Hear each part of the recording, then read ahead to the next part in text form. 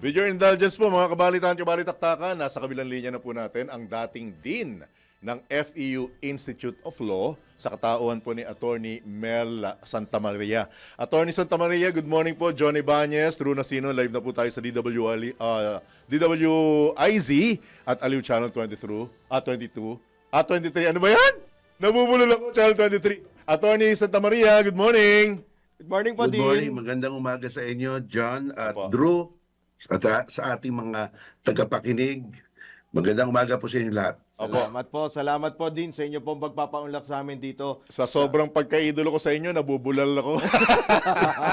Ang tagal ko na po kasi kayong pinapahagilap at salamat po sa pagkakataon dahil very timely dahil mamaya lamang inaasahan natin ng isang malaking development sa Senado. Alas 3 ng Opo, hapon. kung itutuloy ba o hindi ang pagboto kung ibabasura ang impeachment trial kay Vice President Sara Duterte. Attorney Santamaria, ano ang nafe-feel mo at nakikita mong galaw mamaya? Go ahead, sir. Unang-unang, ano bang epekto kung ibasura nga itong impeachment trial? Basta't ibasura yan ng Senado, tapos na. Kasi alam naman natin, nakalagay sa ating konstitusyon na ang katangi-tanging departamento ng gobyerno na merong kapangyarihan mag-try and decide ng impeachment ay ang Senado. Sa kanila lamang nakalodge yung kapangyarihan na yan. So ano magiging epekto niyan? Sa mga nakasalang sa Korte Suprema ngayon, like for example yung motion for reconsideration na inihain ng HOR through the Office of the Solicitor General. Maaaring sabihin ng Korte Suprema, moot and academic na. Ano pa ang ating uhusgahan kung wala ng trial.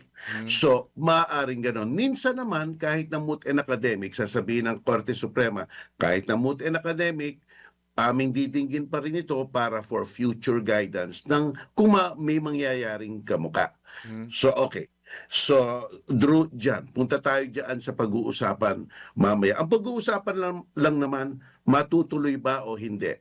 So, ang ating mga inaasahan, makikinig ba ang mga senador sa isa't isa sa mga argumento nila, sa mga opinion nila?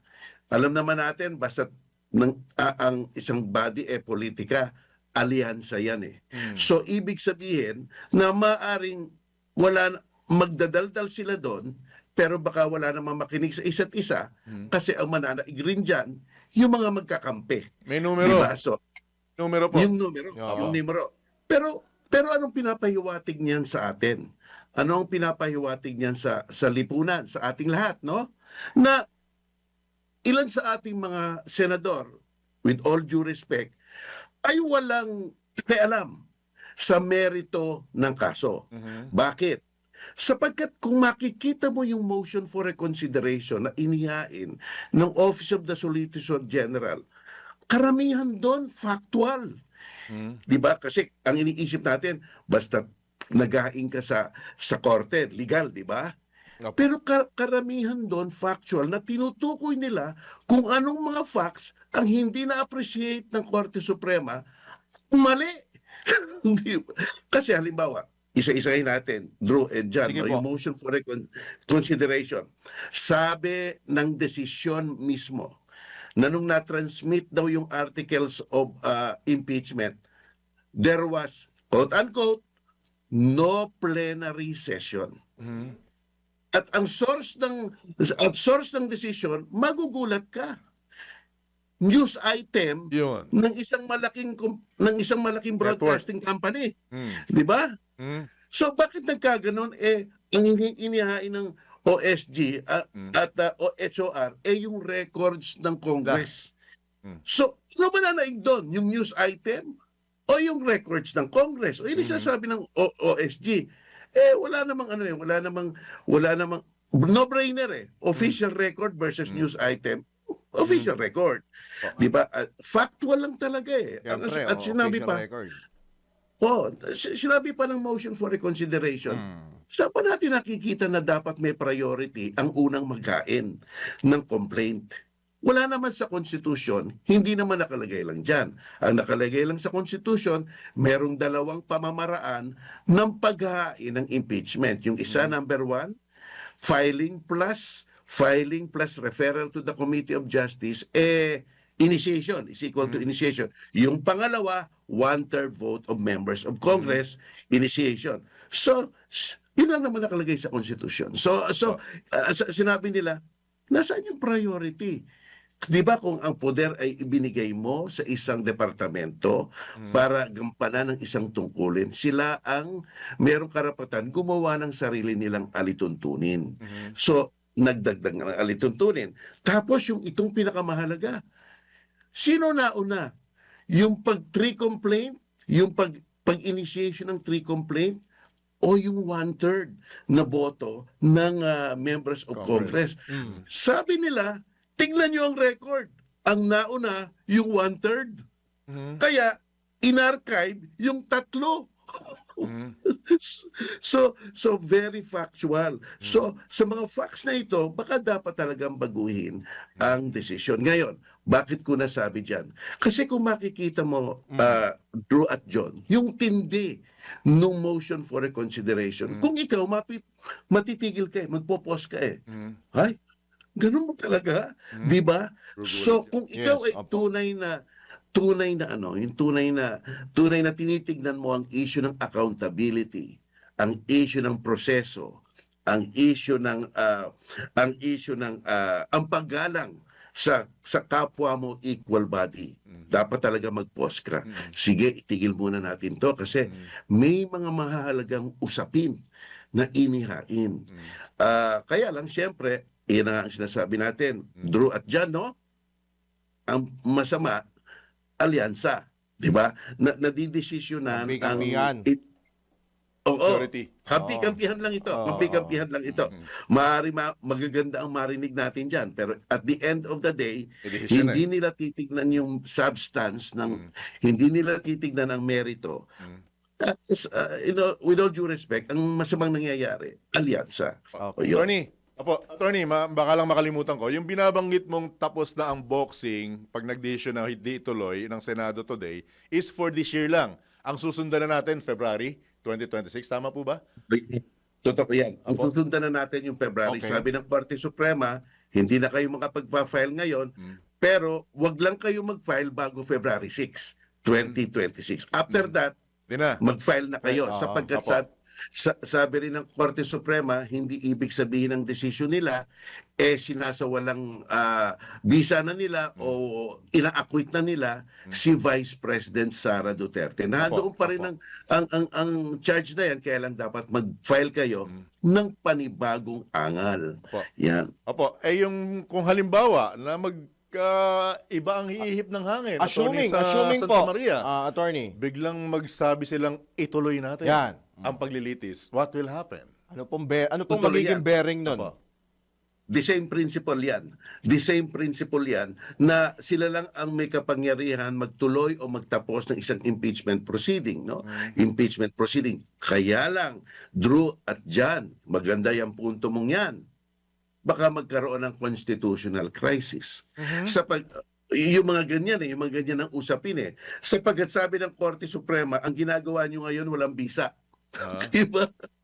Ang ginagawa nyo ngayon walang visa. And this is, sabi ng Korte Suprema, immediately executory. Yun. Pero hindi naman ibig sabihin na hindi ka pwedeng mag-file ng motion for recall, no? Tapos itutuloy nila. So makikita mo ngayon, dalawang departamento ng gobyerno, Babanggaan. at least on the basis of the Co-equal decision, yan, oo. Co-equal sila. co-equal yan, paano mong tatablahin yan? Di ba? Challenge yan. So ito rin ang leksyon natin Dapat ang departamento ng mga gobyerno co-equal. Little bit of coordination, di ba? Coordination makukuha mo lang. May galang kayo sa isa't isa. Di ba? May galang kayo sa isa't isa. Pero yan, tayong mga nanonood na lang dito, John at Drew, naghihintay na lang tayo kung anong gagawin ninyo. Apo. Sapagkat kahit talagang ito lang ang pwedeng mga mangyari. Ayan. Apo. Attorney, pwede pa ba kasi may humihiling na may nanawagan ang One Sambayan, tama? Status quo, Status anti-order. quo anti-order, May magkaroon po ano ba ng to? oral arguments. May bearing ba to, Attorney Santa Maria? Pwede ba yan? Sana, sana may bearing yan. Sapagkat, basta pinayagan niya ng Korte Suprema na kahit na pansamantala, matitigil at gagalangin ng Senate, matitigil muna ang tensyon, hahantayin ang desisyon ng Korte Suprema. With emphasis, John at True, with emphasis. Sinabi ko, kung gagalangin ng Senado. Dahil co-equal sila. Tingnan mo ito, Andrew, ha? Yan, co-equal eh. Kaya ang humihiling lang na status quo ante. Hindi sila humihiling na injunction. TRO. Walang ganon. Kasi ang pagpapahiwatig ito na status quo order, kung pwede ba, status quo order. Parang Hindi kami lambing. nag-injunction, hindi kami nagti-TRO. Yeah, kaya kung payagan niya ng Korte Suprema, nakasalalay pa rin sa Senado, Senado, ko itutuloy gagalangin din. ba natin to o hindi? Lalabas Oo, ba, oo, Attorney? Kasi sila may sole power to impeach. Apo, Attorney Santa Maria, kung halimbawang pagbigyan ng Korte Suprema tong anti-order, mailalabas ba ito mamaya bagong alas 3? Siyempre, oo, pwede. Oh, Ganyan yan. urgent Kasi yan. yung mga issue urgent yan. Yung mga issue ng TRO, injunction, status quo order, talagang pwedeng malabas yan. Baka mamaya, beginning of business hours, pwedeng lumabas yan. Diba? So tignan natin. Tanong na lang talaga, Attorney, igagalang ba at susundin ng Senado? Whatever ilalabas ng Correct. Supreme Court. Okay. Parating ganyan. In the Siguro nick of time, igagalang. Attorney, sabihin natin, alas Last 3 mag-i-start, baka mamaya 2:50. 2:50, 2:30, lumabas. Alam mo, yung mga drama nga, ano? Anyway, May Attorney, papasok.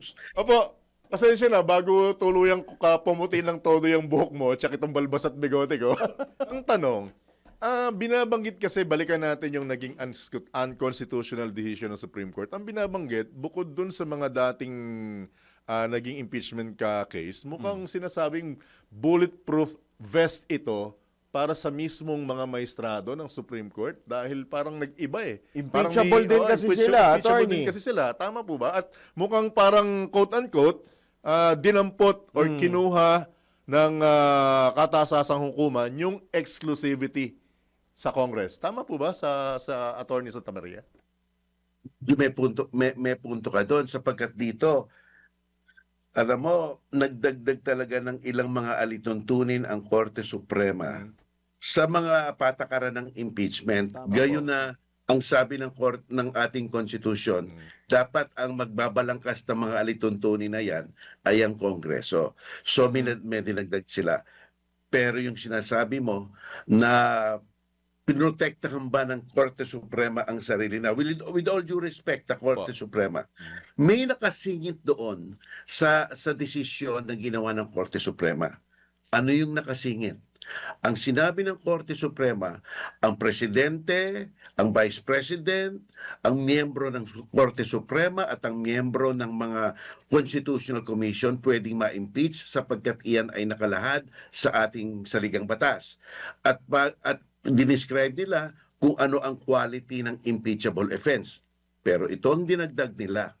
Pero sabi nila, kung ang isang body ay isang collegial body, at sila ay naggawa ng desisyon on the basis ng karapatan nilang gumawa ng desisyon, hindi sila pwedeng managot o they will not be answerable. Ayan ang mismong sinabi sa impeachment.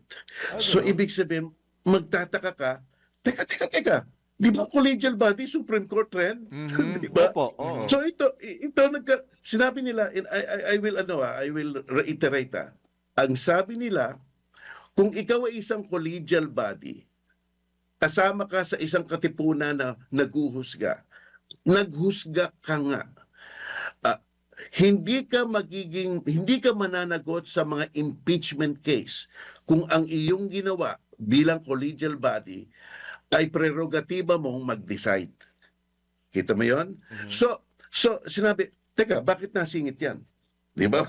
Bakit nasingit yan? Ang issue lang naman dito yung impeachment ni BP Sara. Tama. Bakit pumasok yang mga rules na iyan? May Isa pang insertions. dinagdag nilang rules. O, kung may insertion ang mga Congress, sila may pork barrel doon, dito immunity. Immunity. So bakit nagkaroon ng salitang ganyan? Naghain ka sa korte, tapos may sinabi ka na okay, etong desisyon pero kaming mag-decide, wag nyo kaming hahabulin na kung Yun sakasakaling impeachable offense. So nagtataka ang mga tao doon. Iyon pa rin ang isang napuna ng mga tao, ng mga eksperto. Bakit dinagdagan nyo yan? So ganyan. So yun. Right? Mahaba-habang usapan ito, Attorney Santa Abangan Maria. natin mamaya. Oo. Kung, And after this, kung ano naman ang mangyayari, okay lang ba muli namin kayong aabalahin sa mga susunod na araw? Kasi mukhang marami pang dapat talakayin eh. Di po ba? May pa yan. Apo, marami pa. Apo. Ayos lang. Apo. Salamat. Nasa inyo po ang pagkakataon. Baka may karagdagan pa kayo with regard sa mangyayari mamaya ang inaabangan. Go ahead. May Attorney Santa panawagan Maria. po Go kayo ahead. sa mga senador. Well, tayong mga taong bayan, manood tayo sa kanila. Para tong sine, manood tayo sa kanila. Popcorn! At dito tayo magkakaroon ng pagkakataon para makita kung sino ang may laman at kung sino ang zero. At dito natin makikita kung paano talaga silang igagalaw. Kung may galang ba sila sa House of Representatives o kung may galang ba sila sa isa't isa. O talagang numbers lang talaga naman to. Alam naman nating lahat. So iyon. Manood tayo at tingnan natin at magpuna tayo, magbatikos tayo kung kinakailangan. Sapagkat yan ang ating trabaho, di ba? Right. John Drew, yan na lang ang magagawa natin bilang mga mamamayang Pilipino. So much, Attorney Mel Santa Salamat Maria. po, Ingat po. Attorney. Good morning. Ingat Good po. morning. Good luck. Thank you so much. Maraming salamat, John Drew. Thank you. Good morning Alright. po. Yan po mga kabalitaktakan, si dating FEU Institute of Law Dean, Attorney Mel Santa Maria. Kung